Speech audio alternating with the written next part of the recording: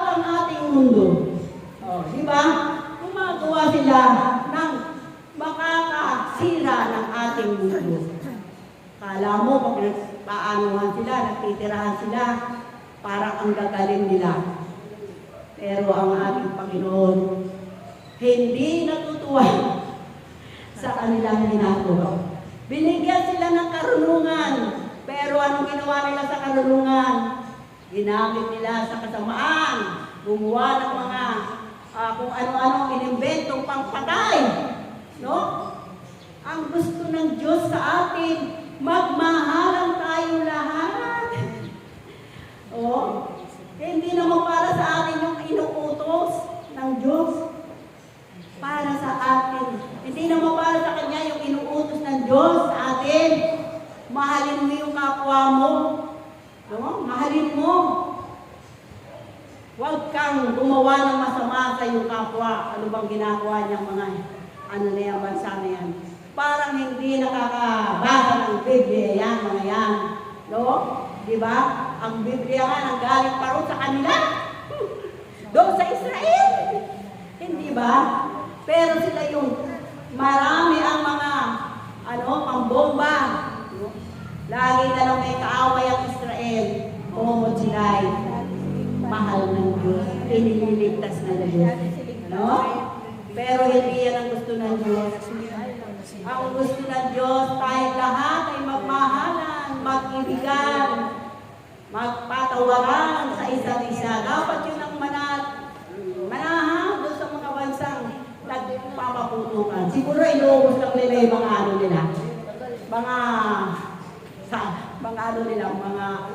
missile. Inuubos lang nila yung mga missile. No? Pag naubos na yun, ano pang ititira nila? Wala na. Ang dami siguro nakaimbak na missile. No? Kaya nga, iba-iba ang palagay ng mga tao sa Diyos. Akala kasi siguro ng mga tao na yan, walang Diyos. No? Kaya sila ang Diyos ng kanilang mga sarili. Kaya sila ang nakahari-harian dito sa mundong ito. Pero, ano ba ang mangyayari sa kanila? No, di ba? Mahuhulog sila sa impyerno sa kanilang mga ginagawa. Hindi nila naiisip yun. Pero tayong mga nananalig, nananampalataya sa ating Panginoon, naiisip natin yung bukas, yung ating patutunguhan. Kung tayo ay mamatay, saan ka ba tutungo? Sa buhay na walang hanggan. Sapagkat napagtagumpayan na ng ating Panginoon Jesucristo ang kamatayan. Kaya yung mga nanalig at nanampalataya sa Kanya, magkakaroon ng buhay na walang hanggan. Amen? Kaya nga, tayong lahat, dapat nating alalahanin ang Diyos sa ating buhay. Yan na lang ang ating aasahan. Tayong mga mahihirap, tayong mga lukha, wala tayong inaasahan, kundi ang ating Panginoong Jesucristo. Siya lang ang ating aasahan, wala nang iba, sapagkat siya lang ang makapagliligtas sa atin sa tunay na sa buhay na walang hanggan na ating patutunguhan. Yun ang tunay nating tahanan, hindi naman dito sa mundong ito, pag ang mundong ito ay nawasak na. Di ba? Sasalubungin tayo ng ating Panginoong Jesus, nakasakay sa ulap. Yan, nakasakay siya sa ulap. Yun ang sinasabi ni Daniel sa kanyang aklat. Si Propeta Daniel, nakita niya, na-vision niya na ang pagdating ng ating Panginoong Jesus, nakasakay sa ulap. Diba? Tingnan mo naman yung mga nandiyan dyan sa ating, yung mga nakasulat, sa kasulatan. Talaga namang totoo yun. No? At sinasabi rin ang mangyayari sa kasalukuyan. Sa hinaharap. Kaya nga tayong lahat, ang sabi, magkakahirap-hirap, no? Ang mahirap naghihirap, ang mayaman lalong yayaman. Di ba ganyan nangyayari sa atin? Yan ay nakasaad sa kasulatan. Kaya nga tayo, sa Diyos lang tayo kumapit sapagkat siya lang. No?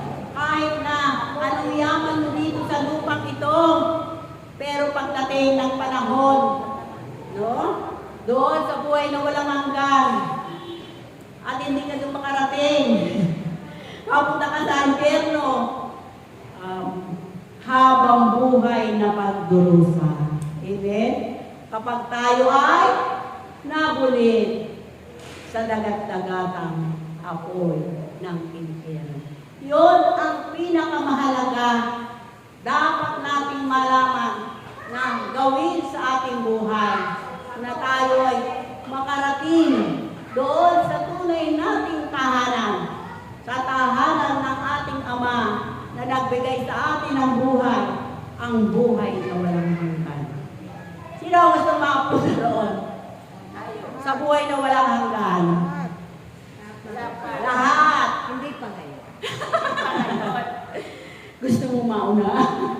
Hindi pa ngayon, pero doon ang ating tungo, sapagkat doon ang ating tahanan. Hindi dito sa mundong ito. Ang nananalig at nananampalataya sa ating Panginoon, yun ang makararating doon. No, yun, doon tumitingin ang Diyos sa ating pananampalataya. Sabi nga, ang pananampalataya ay may tatlong bagay na kailangan nakapaloob sa pananampalataya. Ano yung una? Maniwala. Manalig sa ating Panginoon. Manalig na may Diyos na ang sumunod, magtiwala. Magtiwala tayo sa Diyos na hindi nakikita. Hindi man nakikita ang Diyos, siya ay kumikilos sa ating buhay. Katulad ngayon, siya ay kumikilos sa atin dito sa gawain ito. No? At ang pangatlo, pagsunod. Di ba? Kailangan mo sumunod sa mga kautusan ng ating Panginoong Jesucristo. No? Kailangan mo sumunod. Sabi nga, ang pananampalatayang walang gawa ay ano? Patay na pananampalataya. No? Patay ang pananampalataya mo pag wala kang gawa, walang pagkilos, walang pagsunod. Kailangan natin ang ating pananampalataya ay buo. May paniniwala, may pagtitiwala, at may pagsunod sa ating Panginoong Jesucristo. No? Talagang ang tayong mga tao, may hinang marurupok, pero kapag nandiyan ang Diyos sa ating buhay, iiwasan natin gumawa ng masama. Di ba? Kapag nasa iyo si Jesus sa buhay mo, siya yung kikilos sa buhay mo upang gumawa ng himala at kababalaghan. Upang ikaw ay matuto kung ano ba yung tama na gagawin mo sa buhay mo. Si Jesus ang magmamaniobra ng buhay mo, kapatid. Kaya ibigay mo ang iyong buhay sa ating Panginoon. Hayaan mo siya magmaniobra sa iyong buhay. Amen? Tsak yun. Hindi kanya pababayaan. Amen? Purihin natin ang ating Panginoon. Purihin, purihin, purihin. Kaya nga dapat tayong maniwala sa Diyos, na may Diyos. Nung araw, nung ako ay wala pa dito sa gawain ito, hindi ako nagsisimba.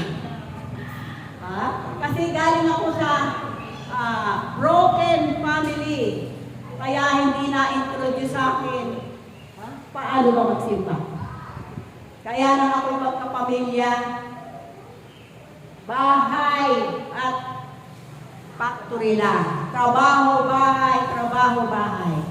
Si Sister Trini, siya yung nag-aaya sa akin sa gawain ito. Pero ako, dahil sa ayaw kong sumunod, ayaw kong ng mga ganito, baka na kasi parang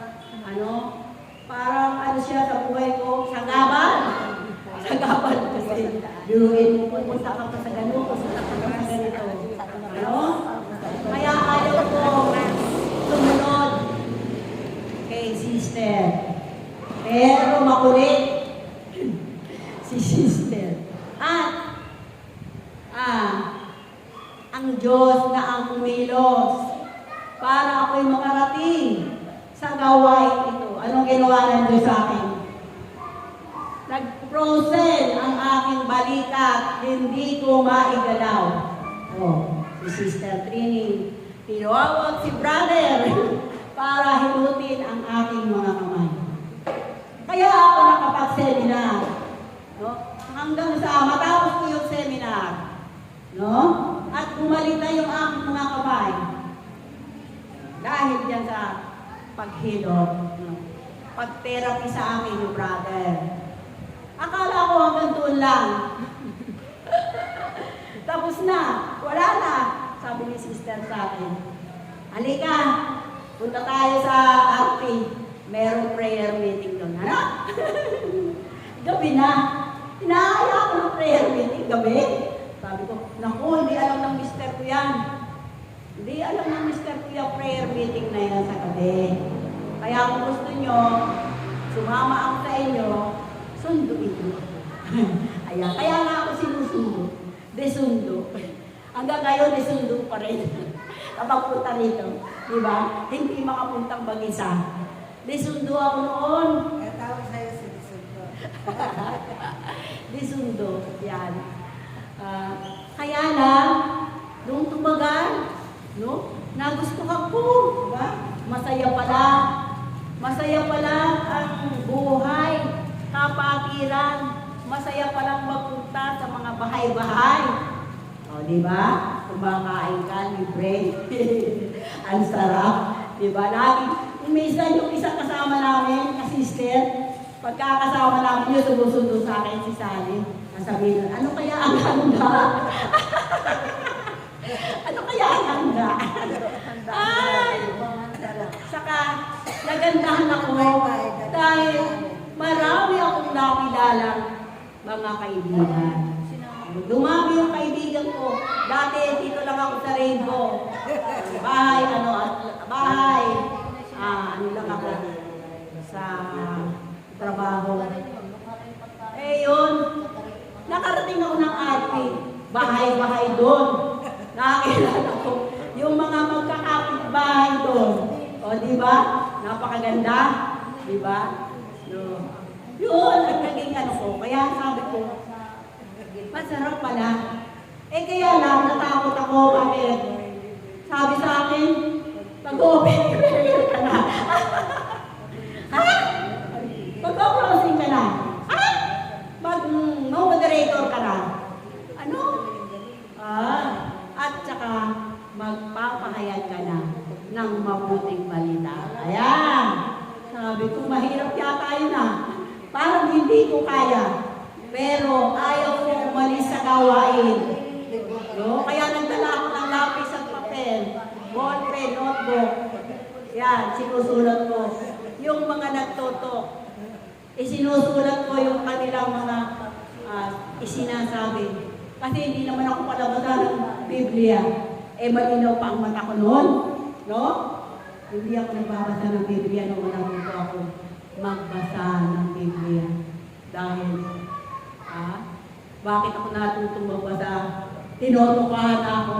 At tatapos lang nung nag-opening prayer ka, nag-closing ka, nag-moderator ka. Bigla na lang, magpapahayag ka na ng mabuting balita. Pero napagtagumpayan ko yan dahil nga sa ayaw kong umalis sa gawain ito. Napakaganda ng ating gawain. Kaya nga hanggang ngayon nandito ako kahit kukunti na lang tayo. No? Napakaganda ng gawain natin kasi talagang nandito ang ating Panginoong Hesukristo, si Amang Yahweh at ang banal na Espiritu Santo. Nandito rin si Mama Mary.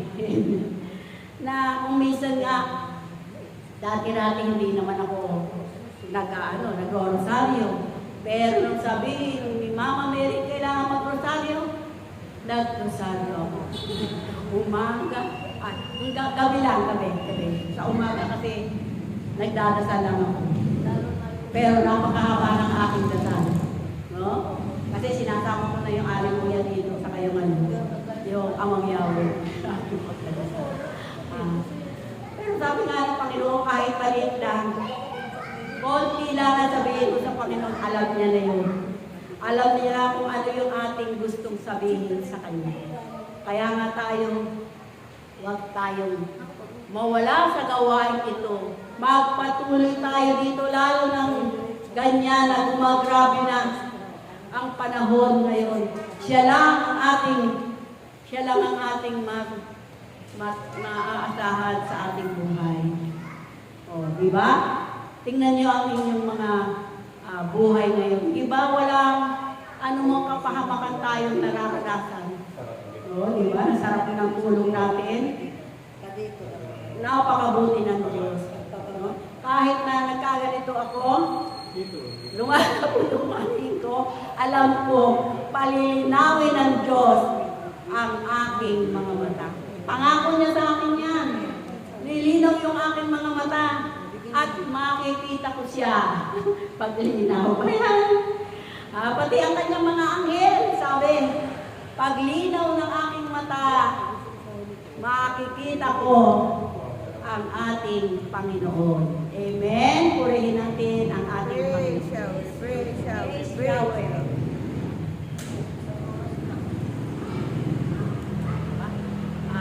Ang maitatagpuin ko lang sa inyong mga kapatid, no? Huwag na tayong umalis sa gawain ito.